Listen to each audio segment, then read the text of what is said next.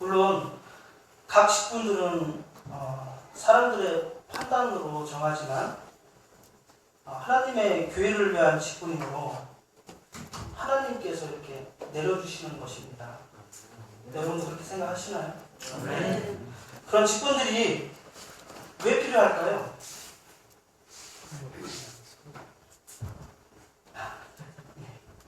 복음을 전하는데 효과적으로 실행하기 위해서라고 저는 생각을 하고 있습니다. 마태복음 28장 18절로 20절 해보시면 제가 읽겠습니다. 예수께서 나와 이르러 가라사대 하늘과 땅의 모든 것을 내게 주셨으니 즉 말을 바꿔보면 직분을 내게 주셨으니 그러므로 너희는 가서 모든 족속으로 제자를 삼아 아버지와 아들과 성령의 이름으로 침례를 주고 내가 너희에게 분부한 모든 것을 가르쳐 지키게 하라. 볼지어다 내가 세상 끝날까지 너희와 항상 함께 있으리라 하시니라. 말씀하십니다. 직분이 왜 필요한지 아시겠나요? 자, 한때는 좀 되게 방황을 했던 그런 시절이 있었어요. 안교 시간에도 몇 번 말씀을 드렸지만 고등학교를 졸업하고 저희 방황은 시작되었던 것 같습니다. 그때부터 이제 본격적으로 운동을 막 시작을 했어요. 좀 우리 교회와는 어울리지 않는 그런 격투기 그런 거를 좀 시작을 해가지고 오로지 막 이 운동에만 전념을 했던 그런 시절이 있습니다. 한마디로 좀 정신이 팔려 있었고 좀 운동에 미쳐 있었다고 해도 과언이 아닐 정도로 그 정도로 좀 했는데 그렇게 하다 보니까 6개월이 이렇게 지나서 6개월이 지났는데 관장님께서 시합을 한번 나가봐라 라고 하시는 거예요. 불과 6개월밖에 안 됐는데 그래서 고민하다가 어차피 제가 운동을 할 것 같으면 한번 좀 나가보는 것도 좋은 기회가 될 것 같다 해서 마음 먹고 이제 나가기로 결심을 했고요. 그때부터 이제 머리를 삭발하고 운동에만 전념을 했습니다. 체육관에서 먹고 자고 하면서 운동을 시작했습니다. 그렇지만 이 최고 중요한 게 뭐냐면 얼마만큼 제가 스피드 있게 빠르게 주먹질을 하고 막 이렇게 하느냐도 중요하지만 정말 중요한 건 체중 조절이에요. 체중을 못 빼면 제가 이제 다른 사람보다 체중이 좀 똑같은 등치대로 많이 나가는 편에 속합니다. 그러다 보니까 그때 당시 이 체급을 재니까 헤비급으로 나가야 되는 그런 몸이었어요. 이 등치 헤비급으로 나가면 상상하시면 아시겠죠. 그래서 이제 최대한 뺐습니다. 빼가지고 이제 바로 밑에 체급으로 출전을 하게 됐고요. 그래서 이제 어떻게 하다 보니까 좋은 결과를 얻게 돼서 준우승이라는 그런 쾌거를 얻게 됐어요. 근데 문제는 그때부터 시작됐던 것 같습니다. 자동적으로 운동에 미치고 빠지다 보니까 교회와 점점 담을 쌓게 됩니다. 하나님을 멀리하게 되고 그게 하루 이틀 3일이 지나다 보니까 어느 순간 죄책감이 안 드는 거예요. 사람이 이렇게 되는구나 싶으면서도 운동이 너무 좋았어요. 그래서 이제 그렇게 방황의 시절을 보냈습니다. 근데 그 당시에는 이렇게 돌아다니다 보면 불식 업무를 많이 했어요. 지나가는 사람들 꼭 저 실례하겠습니다. 그럼 항상 저를 잡는 거예요. 아니나 달라 경찰이 저를 보고 막 와요. 제가 이렇게 도망가면 따라와요. 그래서 꼭 잡고 검문을 하는 겁니다. 이상하다. 왜 저만 이렇게 자꾸 검문을 할까? 내가 그렇게 험악하게 생겼나? 이런 생각도 많이 해봤고요. 또 이제 막 이거 어깨가 좀 이렇게 운동을 하고 이렇게 벌어지고 그러다 보니까 이 혈배 근육이 좀 나와서요. 어깨가 이게 안 붙어요. 이 팔이. 아시는 분들은 아실 겁니다. 이게 차렷 자세가 안 됩니다. 이게 다 붙이는 거예요. 근데 이제 다른 분들은 그걸 모르시는 분들은 제 어깨를 흔들고 다니네. 이렇게 되는 거예요.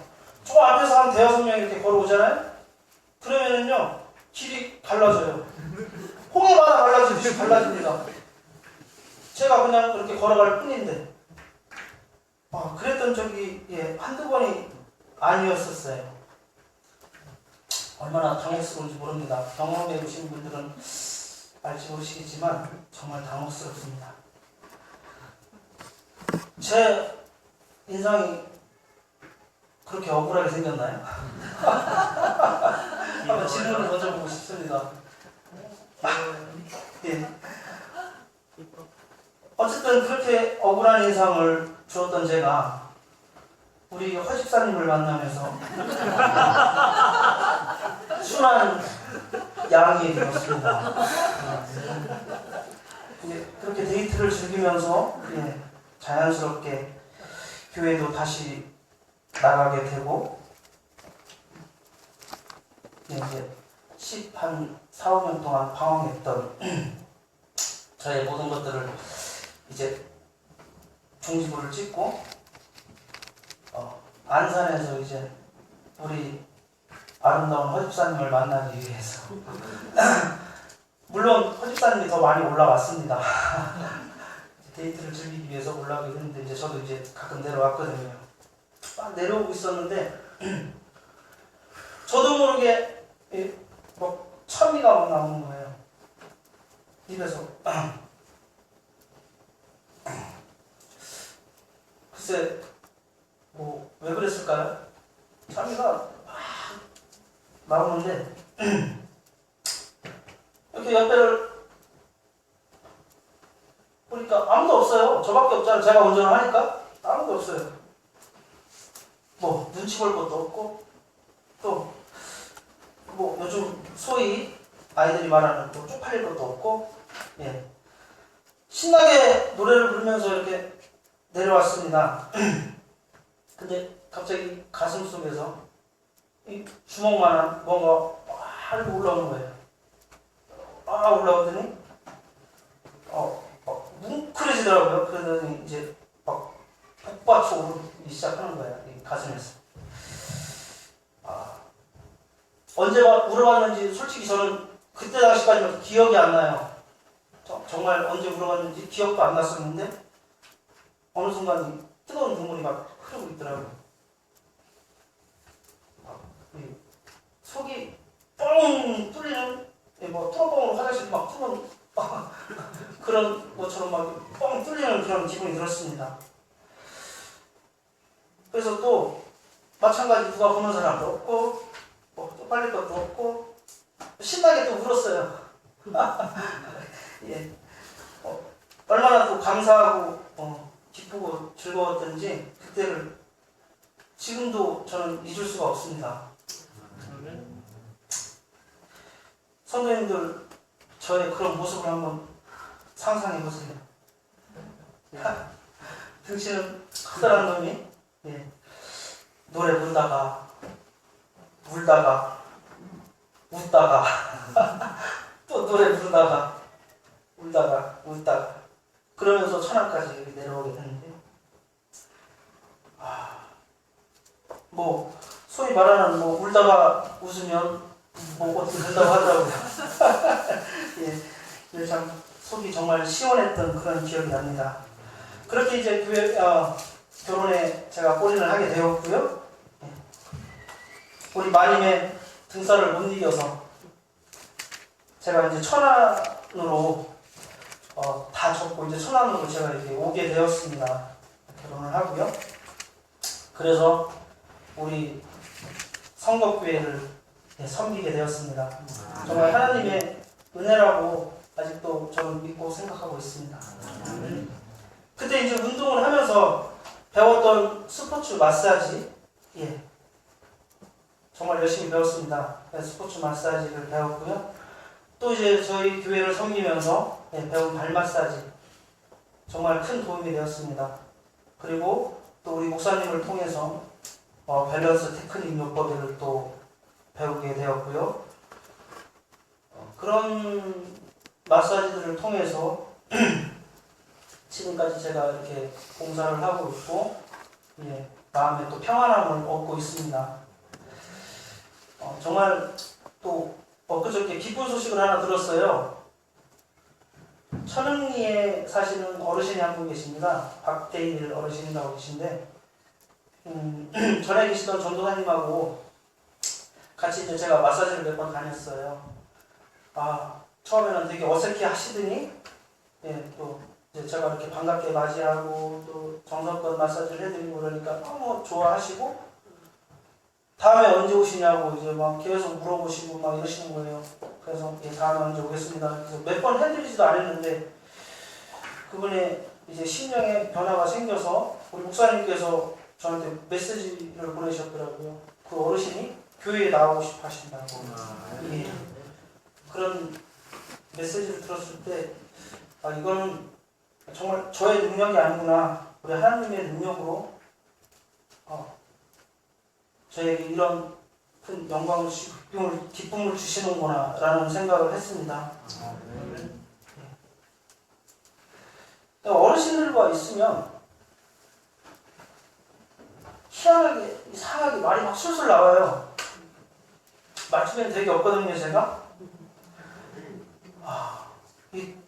그게 아마 저에게 하나님께서 주신 직분이고 사명이 아닌가 이런 생각이 들고요. 정말 어르신들과 있으면 정말 마음이 편안해집니다. 그래서 너무나 항상 감사한 마음으로 살고 있습니다. 그렇다면 우리들 직분이 두 번째는 왜 필요할까요? 두 번째는 교회의 유지와 성장, 부흥을 위한 봉사 때문에 직분을 주신 것이라고 생각을 합니다. 교회의 머리는 예수 그리스도요. 교회는 그리스도의 몸이라고 에베소서 22장 23절에 말씀하셨습니다. 교회의 머리는 예수 그리스도요. 교회는 그리스도의 몸이라고 말씀하셨고요. 또 교인들은 그럼 무엇일까요? 교인들은 에베소서 5장 30절, 고린도서 10장 20절에 보면 교인들은 그 몸의 지체들이라고 이렇게 말씀하고 계십니다.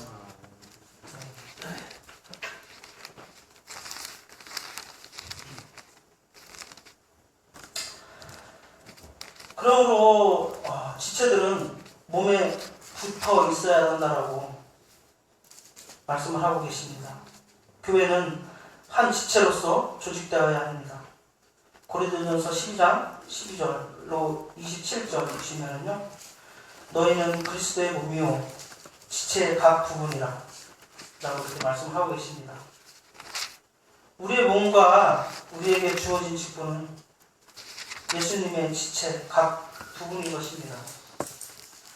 대부분 교회에서 이 발생되는 문제들을 보면 본인이 항상 머리라고 생각을 하시는, 제가 이제 초신자 때 어렸을 때 이렇게 보면 그런 분들이 한두 분씩 있었는데 항상 머리라고 행동을 하시고 생각을 하시고 그런 데서 항상 비롯됐던 것 같습니다. 저희 성목교회 교우님들은 자신의 몸과 직분을 잘 지키고 수행함으로 품격 있는 그리스도인, 주님께 칭찬받는 교우님들이 되셨으면 합니다.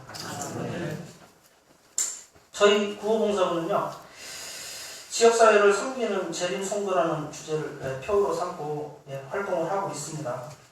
성부로는요, 땅에는 언제든지 가난한 자가 그치지 아니하겠으므로 내가 내게 명령하여 이르노니 너는 반드시 내 땅 안에 내 형제 중 곤란한 자와 궁핍한 자에게 내 손을 펼치니라. 신명기 15장 11절의 말씀을 성부로 삼아 저희가 활동을 하고 있습니다. 구호봉사부는 말 그대로 지역사회를 위해서 봉사하는 집단입니다. 물론 저희들이 이제 계획을 세우고 활동하는 것도 이제 사실이지만 저희 교회에서는 각 12개 목장을 운영하고 계신 장로님 분들이 계십니다. 장로님들께서는 정말 이 목장을 운영하시면서 저희 구호봉사부가 하는 역할이 있거든요. 그래서 저희들한테 그런 활동들을 그리고 뭐 봉사할 이런 상대가 있으면 서슴지 않고 저희들에게 이렇게 말씀을 해주셨으면 합니다. 그러면 물론 뭐 어려울 때도 있을 거예요 하지만 저희가 힘 닿는 대로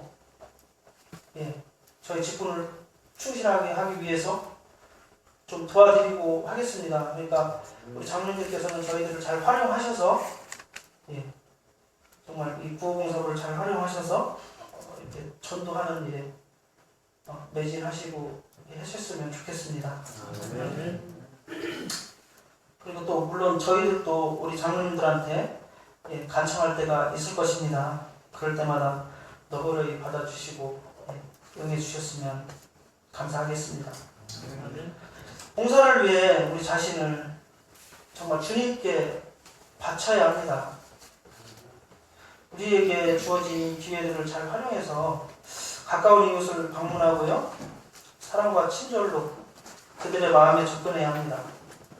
그들의 마음을 편안하게 할 수 있는 일을 찾고 웃음을 짓게 해야 합니다. 그런 후에는 또 자연스럽게 예수님을 이렇게 전해야만이 그분들이 부담감 없이 하나님을 받아들이는 모습을 제가 많이 보았어요. 그래서 처음부터 우리 하나님이 어떻고 이러시고 저러시고 다 좋습니다. 하지만 그분들이 한 번에 마음을 열기에는 정말 벅차고 어려울 것입니다. 그렇기 때문에 우리 교우님들이 사랑으로 다가가시고 그분들의 마음을 움직이신 다음에 하나님을 전할 때 그분들이 반응을 할 것이고 하나님을 받아들일 것이라고 저는 생각을 하고 있습니다. 제가 언젠가도 한 번쯤 말씀드렸을 거예요. 친절을 베풀려면 상대방이 미안할 정도로 친절을 베풀어라고 말씀을 한번 드린 적이 있어요. 무슨 말씀이냐면 정말 이제 그만하셔도 돼요. 제발 이제 감사합니다. 이제 그만하십시오라고 이렇게 정말 미안해할 정도로 친절을 한번 베풀어 보십시오. 그분들의 마음이 분명히 열립니다. 저는 확신하고 있고요. 우리 교우님들이 그렇게 해주셨으면 정말 하는 바람입니다. 비 오던 추운 겨울날 구식산 쪽에 이렇게 제가 걸어가고 있을 때 할머니 한 분이 땅에 주저앉아 계셨고 또 이제 그분을 제가 이렇게 모시고 갔을 때는 다리가 미끄러워져서 이렇게 다리가 한쪽이 부러져 계셨었어요. 그래서 이제 급하게 이제 가까운 병원으로 갔는데 뭐 할머님도 지정병원이 따로 있으시다고 해서 또 단대병원으로 옮겼습니다. 근데 또 단대병원에서도 그 지정병원이 또 다른 데로 또 옮겨졌다고 해서 또 그쪽까지 또 옮기셨어요. 근데 그 사이에 뭐 조치를 하는 게 하나도 없어요. 할머니 다리가 이렇게 부러졌는데. 그래서 이제 제가 그때 이제 배웠던 마사지와 뭐 이렇게 이제 활법 같은 거 뼈 맞추는 이런 활법을 통해서 할머니의 다리를 맞추고 응급조치를 한 다음에 병원으로 이송을 해서 입원하기까지 6시간이 걸렸어요. 6시간이라는 시간이 지체가 됐는데 신기하게 할머니가 전혀 고통을 못 느끼셨다는 거예요. 이건 제 능력이 아니고 이것도 하나님의 능력이라고 저는 생각을 해요. 전혀 고통을 안 느끼고 수술하신 다음에도 고통을 전혀 안 느끼셨다고요.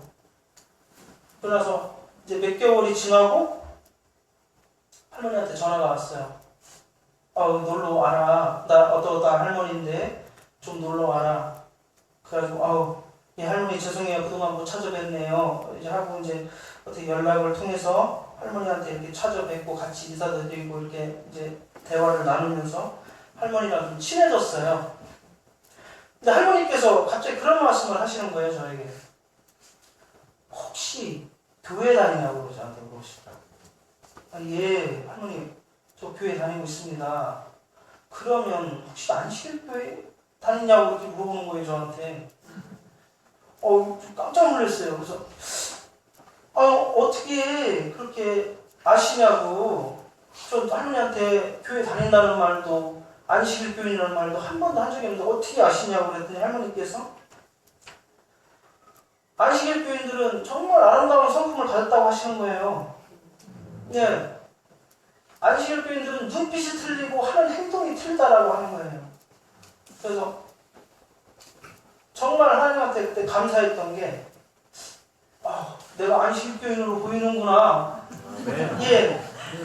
그 마음이 너무나 저는 하나님께 감사했었습니다. 그래서 그렇게 이제 할머니랑 친구를 지금도 나누고 있고요. 뭐 정말 교회에 한 번씩 오고 싶다고 이렇게 말씀도 하시고 그렇게 하세요. 그리고 이제 동네 주민자치센터가 있어요. 그래서 이제 제가 이제 가서 매일 이쪽 체중을 좀 한번 빼보려고 매일 같이 가서 운동을 합니다. 근데 이제 아주머니들이 참 많이 계세요. 뭐 어깨 아프고 팔 아프고 다리 아프고 허리 아프고 뭐 안 아픈 데가 없는 어르신들이 너무 많으세요. 그래서 이제 제가 한 번은 그렇게 괜찮으시면 제가 한번 좀 만져드려도 되겠습니까? 라고 하니까 흔쾌히 그럴 수 있으시냐고 그러더라고요. 그래서 이렇게 잠깐 이렇게 만져드렸어요. 그때부터 막 이 사방팔방에서 막 이 아주머니들이 몰려드는데 우리 와이프 막 얼굴이 막 마르나라 그러더라고요. 그래서 어떻게 해요? 다 만져드려야지. 한 번만 만져주면 이상하게 생각할 거 아닙니까? 그래서 오시는 분들 다 만져드렸더니 막 이제 막 얼굴에서 땀도 나고 막 그랬더니 이분들이 태도가 바뀌는 거예요. 아저씨에서 갑자기 선생님으로 바뀌는 거예요. 교회를 다니고 하나님을 섬기면 선생님이 될 수 있습니다. 아니, 확신합니다. 선생님이 될 수 있습니다.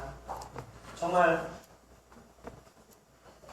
그렇게 보이려고 하시지 마시고 마음에서 우러나오는 그런 봉사를 한번 해보십시오. 정말 많은 것을 느끼고 배울 수 있었던 그런 시간들이었던 것 같습니다. 교회 증언 6권 83편에 보시면 그리스도의 평생 사업에 나타났던 것과 같이 순결하고 성화된 사랑만이 거룩한 향기처럼 된다. 마리아의 깨어진 향료옥과 같이 그것은 향내로 온 집을 가득 채운다. 사랑에 들어있는 운명과 진리의 지식과 비범한 재능들은 모든 귀중한 청품들이다. 그러나 다만 재능과 가장 귀중한 재간만으로는 사랑의 자리를 대신할 수가 없다. 사랑이 말로는 아무리 공헌한다 할지라도 이기심 때문에 순진한 순수한 사랑을 가질 수가 없는 것입니다. 정말 필요한 것은 그리스도의 사랑이 우리 마음 가운데 있어야 합니다. 자아가 그리스도의 안에 몰입되는 때에 사랑은 저절로 생겨납니다. 그리스도의 성품 완성은 다른 사람을 돕고자 하는 생각이 마음속에서 계속 일어날 때 하늘의 햇빛이 마음에 충만하여 얼굴에 나타날 때에 비로소 성취된다고 말하고 있습니다. 예수님이 우리 마음속에서 거하신다면 절대로 사랑이 결핍될 수가 없어요. 하나님께서 생명을 버리시면서까지 우리를 이렇게 사랑하신 것처럼 우리 모든 사람을 사랑해야 합니다. 우리 목사님이 제일 좋아하시는 말씀 중에 하나가 사랑이신 거 아시죠? 예, 그래서 저도 목사님을 사랑합니다. 오해를 하지 마십시오. 예. 이것이 신의 성품을 소유한 사람, 즉 그리스도인 것입니다. 정말 사랑을 표현하시고 사랑을 마음껏 이렇게 표출하시는 우리 부모님들 되시기 바랍니다. 욥기 8장 7절에 보시면요, 내 시작은 미약하였으나 내 나중은 심히 창대하리라. 다 아시는 말씀인데요. 정말 저의 시작은 정말 미약했어요. 아무것도 할 수 있는 게 아무것도 없었어요. 말씀을 전하는 것도 그렇고 뭐 그렇다고 해서 제가 교인들한테 운동을 가르치겠습니까? 정말 할 수 있는 게 아무것도 없었는데 우리 하나님께서 저에게 직분을 주시고 재능을 주시고 그런 것들을 제가 이렇게 잘 활용할 때 하나님께서 저에게 큰 은혜를 주시는 것을 저는 경험을 했습니다. 달란트의 비유가 나오죠. 마태복음 25장 23절.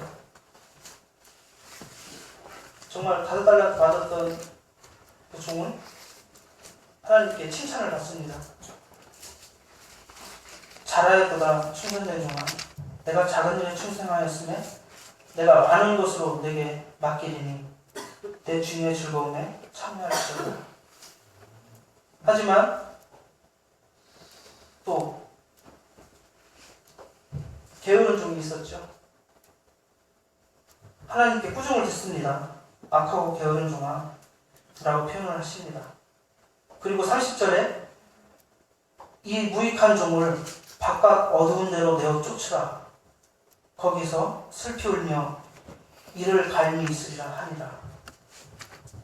성경이 분명히 말씀을 하고 계세요. 이제 우리가 선택해야 될 때라고 저는 생각을 합니다.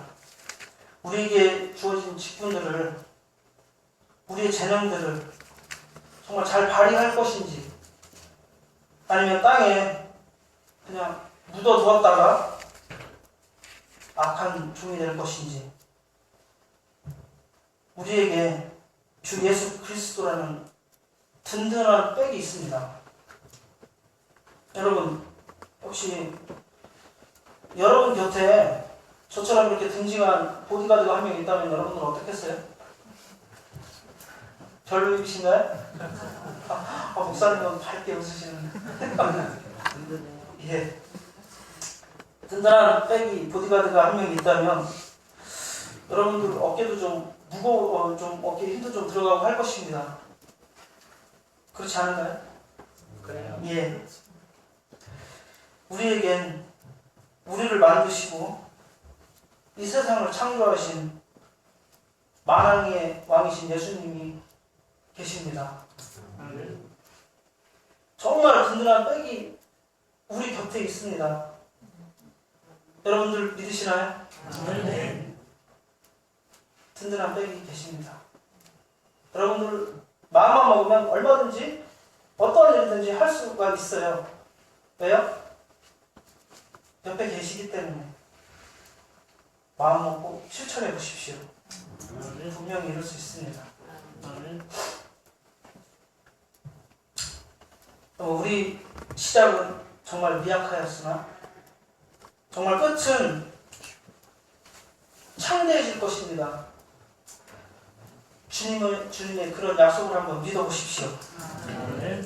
우리의 재능을 정말 땅에 묻지 마시고 악한 종이 되지 마시고 잘하였도다 충성된 종아라는 칭찬을 받는 저희 성법교회 교우님들이 되셨으면 합니다. 아멘. 우리 눈에 여러분들 공기가 보이나요? 예. 보이면 그건 잘못된 눈입니다. 예. 손으로 잡을 수 있나요? 예. 잡을 수 없습니다. 잡을 수 없대잖아요. 그리고 냄새를 맡을 수 있나요? 향기를 맡을 수 있나요? 없죠. 근데 어떻게 공기가 있다는 걸 믿으시죠? 네. 우리가 죽지 않고 살아있기 때문입니다. 맞죠? 네. 하나님께서 곁에 계시다는 걸 믿으시나요? 어떻게? 보이지도 않는데 손으로 잡을 수도 없는데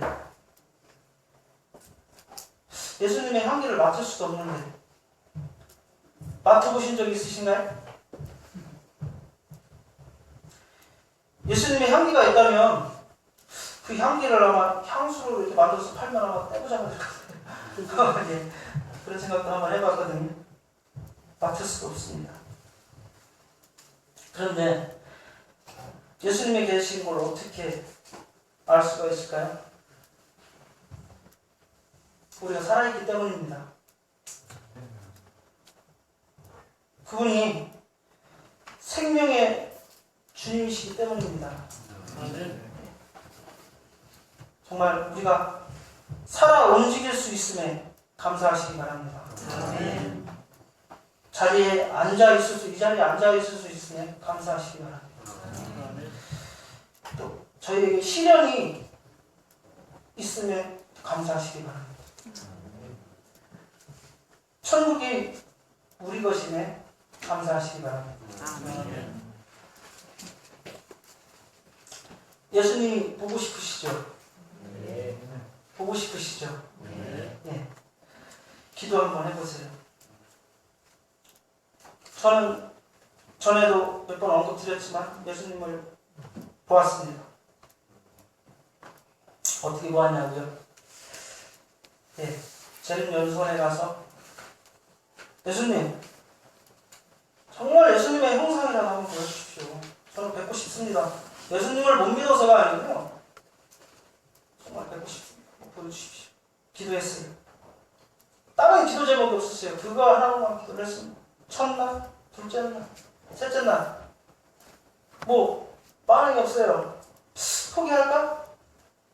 아니야. 어쩜 내가 모르는 사이에 내가 이렇게 무심코 지나가는 사이에 예수님의 형상을 보여줬을지도 모른다는 생각이 들더라고요. 그래서 또 기도하기 시작했습니다. 넷째 날. 그리고 안식일 저녁.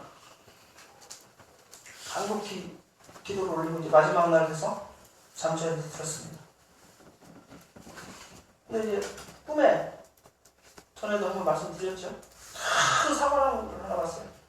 얼마나 찬란하고 큰지 정말 아름다운 사과인데 열매가 큰 태양처럼 하나가 딱 사과 하나가 열려 있었습니다. 그래서 야 너무나 아름다워서 제가 이렇게 뒤로 이렇게 돌아가는 순간 그 뒤에는 벌레들이 막 썩어 뭉들어져가지고 사과가 다 파여서 고름이 줄줄 흐르고 있었어요.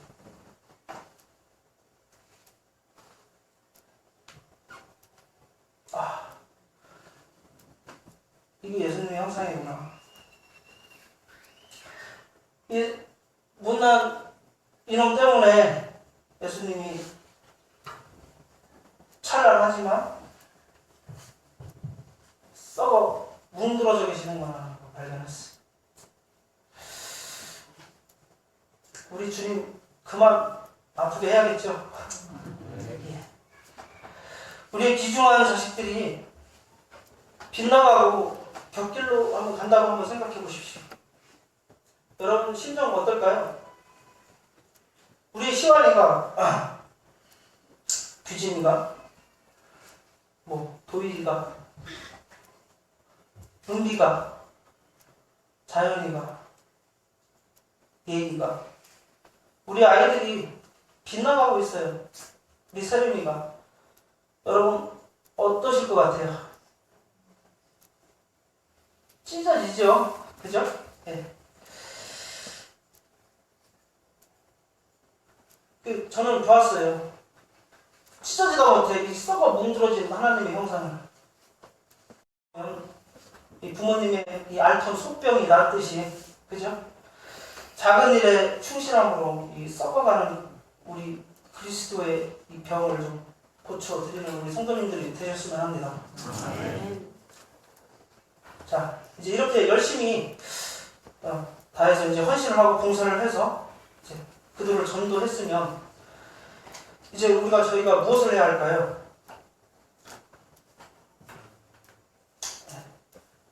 제 욕심이 좀 많은 사람이라 우리가 누구 때문에 태어나서 생을 경험하고 맛봤죠? 네, 부모님 때문이죠. 우리 사랑하는 부모님 진짜 다 계실 겁니다. 지금 예수님이 지금 재림하신다면 사랑하는 부모님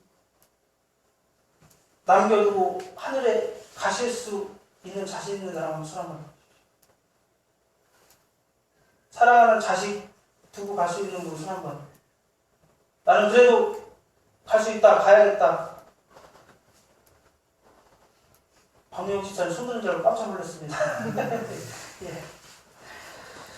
우리 사랑하는 아들, 딸을 두고 갈 수 없습니다. 사랑하는 친인척들 두고 갈 수 없습니다. 정말 우리 다 친지, 가족, 형제 다 손잡고 하늘에 가야 됩니다, 여러분. 눈물로 호소 한번 해보십시오. 이제 우리는 이렇게 기도해야 합니다. 이웃의 슬픔을 느끼게 해달라고 기도해야 합니다. 또 불행을 마음 아프게 생각할 수 있게 해달라고 기도해야 합니다. 또한 가난한 자와 연약한 자들에 대하여 자비의 마음을 갖도록 기도해야 합니다. 공의를 사랑하게 해달라고 기도해야 합니다. 우리 주위에 믿지 않는 가족 친지가 있을 것입니다. 우리는 꼭 그들과 함께 하늘에 가야 합니다. 사랑하는 자식들과 사랑하는 부모님과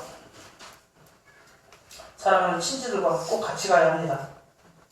그들을 위해 기도 많이 하십시오, 여러분. 한 장로님이 되셨습니다. 평생을 교회에 헌신하시며 이제 83년을 헌신하면서 사셨어요.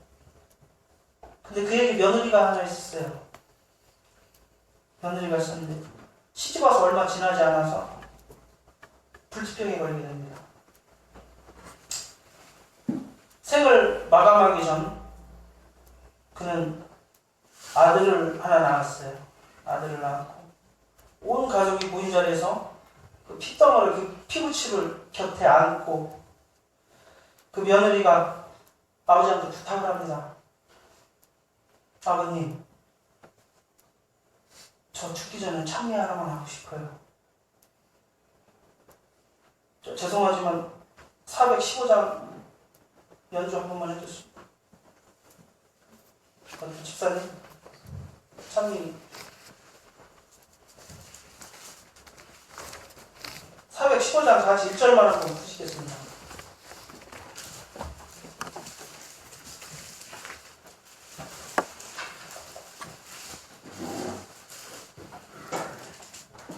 (1절) (3절) 보시겠습니다. 1절 3절입니다.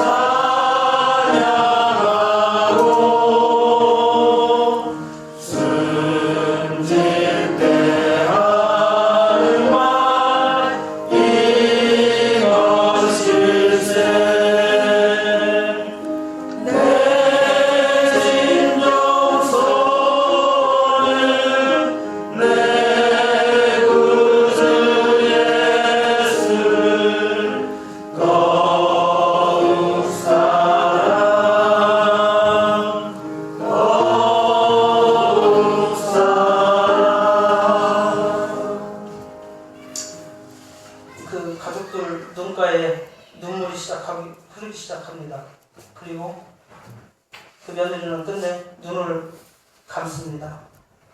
그 아이는 성장했고 성장을 하면서 자꾸만 벽길로 나가려고 합니다. 장모님은 밤낮으로 호소했습니다. 얘야, 네 어미 보러 가야지. 숨질 때까지 예수님을 찾던 네 어미 보러 가야지. 밤낮을 안 가리고 기도를 드립니다. 드디어 이 장로님의 소원이 이루어지는 듯 합니다. 손주의 마음의 변화가 일어납니다. 주님께서 이 장로님의 간청을 들으셨습니다. 손자는 교회에 다시 다니기 시작했고요. 기도로 하루를 시작하고요. 또 하루를 끝을 맺습니다. 장로님은 그제서야 감사의 눈물을 흘렸다고 합니다. 저 또한 기도 제목이 하나 있습니다. 이제 시간을 맞추면서요. 평생을 저희 삼형제를 뒷바라지 하시던 저희 할머니 할아버지가 계세요. 겨울이면 이제 논에 가셔서 벼이삭을 주우셔다가 이 하늘나라를 훑으십니다. 그러다가 이제 시간이 모자라시잖아요. 그러면 논에서 훑으시다가 시간이 모자라시면 우리 형제들을 다 재워놓고 방에서 훑으세요. 벼이삭을 맨손으로 졸음과 막 사투를 하시면서 이삭을 훑으세요. 어느덧 손이 다 헤어져 갖고요. 이제 막 갈라지다 못해 이제 막 손에서 피멍먹이 되고 피가 나요. 안 춥냐고 그 손으로 저희들의 얼굴을 막 어루만져 주셨어요. 얼마나 거친지 아세요? 아마 세차 같았으면 기스가 날 정도예요. 차에. 그 거친 손으로 저희 얼굴을 만져주셨어요. 그 손길을 잊을 수가 없습니다. 세상에 우리 할머니 할아버지한테 자식이 딱 한 놈이 있었습니다. 한 분이 계셨죠. 저희 아버지니까 죄송합니다. 사우디에 가셔서 자식 노릇 한번 해보겠다고 돌아오시면서 금반지를 하나 선물을 했습니다.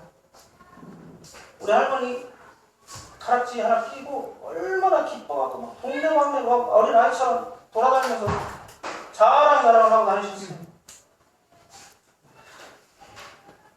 근데 어느 날 우리 형님이 고등학교를 이제 대전으로 다녔는데 등록금이 없어가지고 학교를 관두게 생긴 거예요. 반지를 빼서 수업료를 내주셨습니다. 삼형제를 위해서 막걸리 장사를 하셨어요.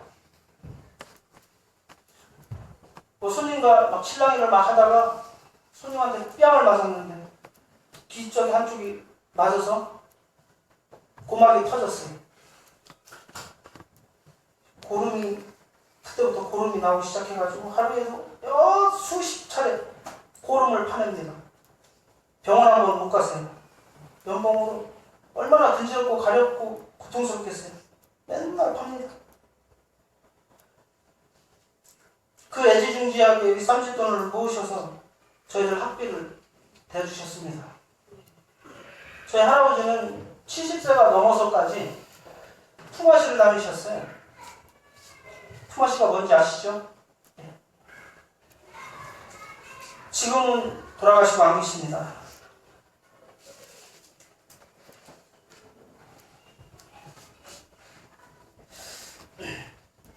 우리 주님이 다시 오시는 그날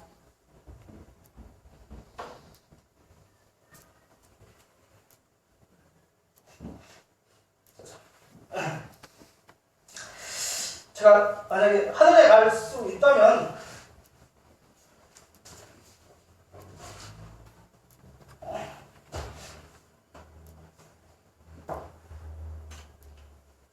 저 대신 우리 조부모님을 보내달라고 기도합니다.